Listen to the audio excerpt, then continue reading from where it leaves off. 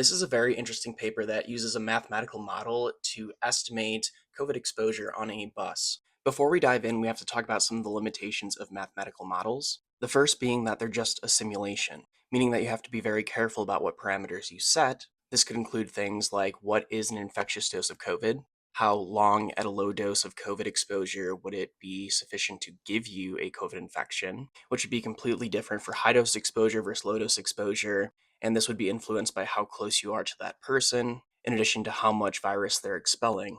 And if this is a direct contact exposure or an indirect contact exposure, meaning did you just touch something that they put a lot of virus on, like a bus seat, and then rub your eyes or pick your nose and then expose yourself that way? Or did they just cough on you and get spittle in your eyes? Or did you breathe in what they just coughed on you? And that's sort of the randomness of life. So it's important to recognize that mathematical models can only get you so far, but they can be used as a guidepost to give you a relative sense of how different modes of transmission can occur. Now that we have this background, let's dive in.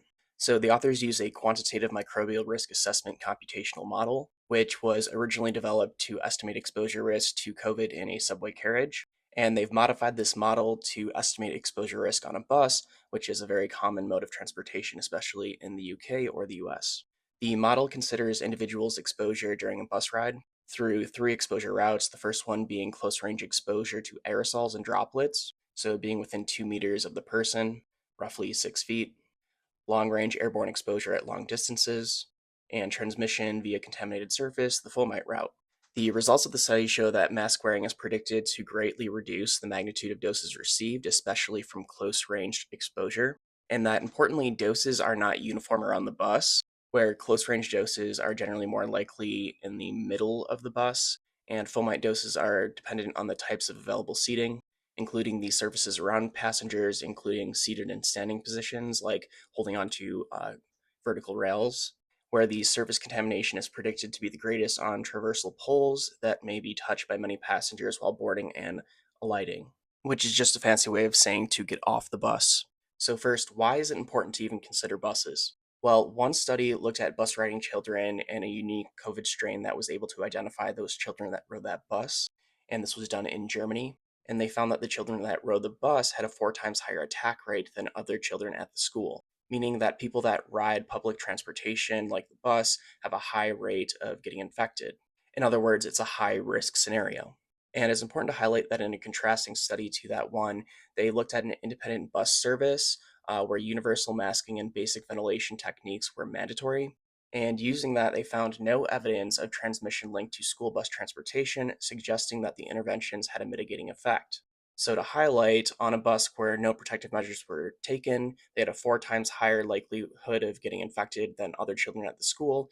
And in an independent school bus where they had universal masking and ventilation, there was actually no COVID infections that were occurring.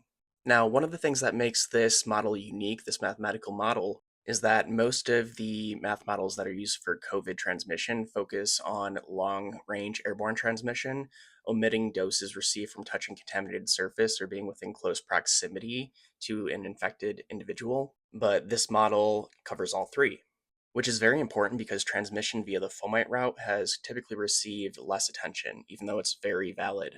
So this model considers airborne doses that are less than 20 micrometers, which are assumed to be ventilated out of the bus and replaced by fresh air at a rate that is equivalent to 6 air exchanges per hour. And they also consider long range airborne exposure that occurs on the eyes, nose, and mouth, which is also great because a lot of the airborne exposure models just consider breathing in. And they model foamate exposure from viral contamination of surfaces where those transfer to the hands and then from the hands to the mucosal membranes, which is again the eyes, nose, and mouth.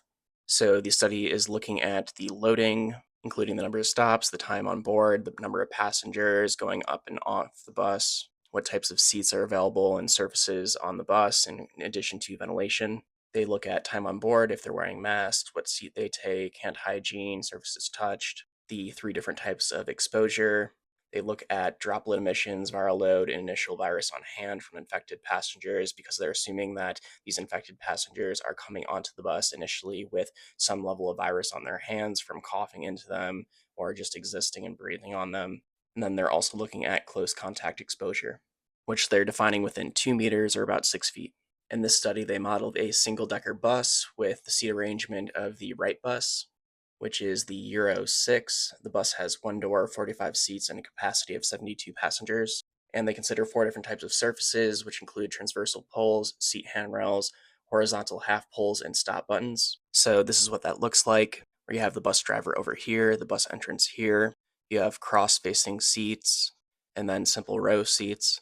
You have vertical poles, which are denoted by these red stars, long horizontal poles by the green bars here, and then seat handles in the yellow.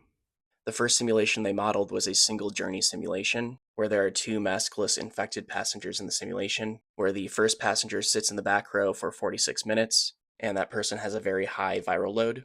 And the second infected passenger sits in the second from the front row for only 7 minutes, and has a moderate viral load. In this model, 33 passengers out of 85 susceptible passengers receive a non-zero close dose. So when they're saying non-zero, that means they're getting some level of dose, meaning that 52 of those passengers get a 0 dose, or in other words, no infection risk.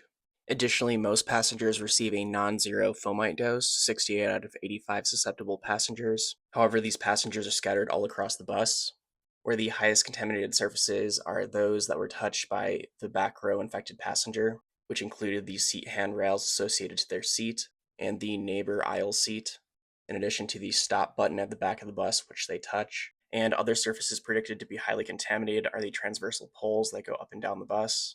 And in their model, many handrails are contaminated. 13 out of the 32 remain uncontaminated. So for that back passenger, the close dose of the airborne dose is within that area, which are most likely to be infected. However, with just 2 of those passengers represented by the black dot there and there, that's sufficient to cover the entire bus to give an airborne dose exposure, where again, that fomite dose is kind of scattered all throughout the bus. Where I didn't mention, but red is high exposure dose, blue would be low. And it's very important to note that while close range exposure requires traveling with an infectious passenger at the same time, airborne and fomite exposure can occur even after the infectious individual has left the bus. And this can occur via contaminated air or the surfaces of the bus, where in general the relative frequency of exposure is highest with airborne, followed by fomite, followed by close transmission. However, let's consider the exposure risks. So as that infected passenger is on the bus for about 50 minutes, the close exposure risk goes up, the fomite exposure risk goes up, and the airborne exposure risk goes up. However, after that passenger gets off the bus, the airborne exposure is going to slowly go down due to the air exchanges on the bus. So after this 50 minutes, the blue would go down, but the red would stay nearly constant, meaning that at some point in time, maybe an hour later, that the airborne risk will be much less for the people on the bus, but the fomite exposure risk will be higher. And then also close will go down as well.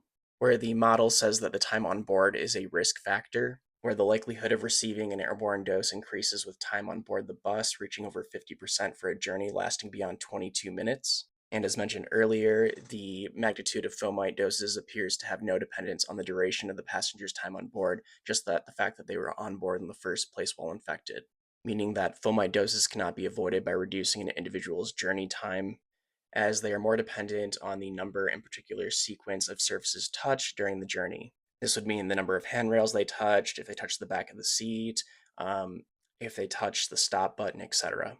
In addition, as the number of passengers increase on the bus, from a half-seated bus to a full-seated bus and a full standing bus, in the full standing scenario, only 30% of passengers avoid receiving an infectious dose compared to 50% for full seated and 70% for half seated. So this one should be obvious. The more people there are on the bus, the higher the risk is. And then they also model mask wearing as a mitigation, where increasing mask frequency significantly reduces airborne and close doses. However, for fomite doses, they see a weaker pattern of decreasing dose as mask frequency increases. Again, this is because of people touching their faces, like their eyes, their nose, their mouth, going under their mask after touching contaminated surfaces, which is why hand washing or hand sanitization is still very important, where increasing mask frequency dramatically reduces the impact of getting infected, and that hand sanitizing one's hands can significantly reduce fomite dose, especially hand sanitizing when you get to your seat and just after getting off the bus, emphasizing again that poles and buttons are high contaminated surfaces.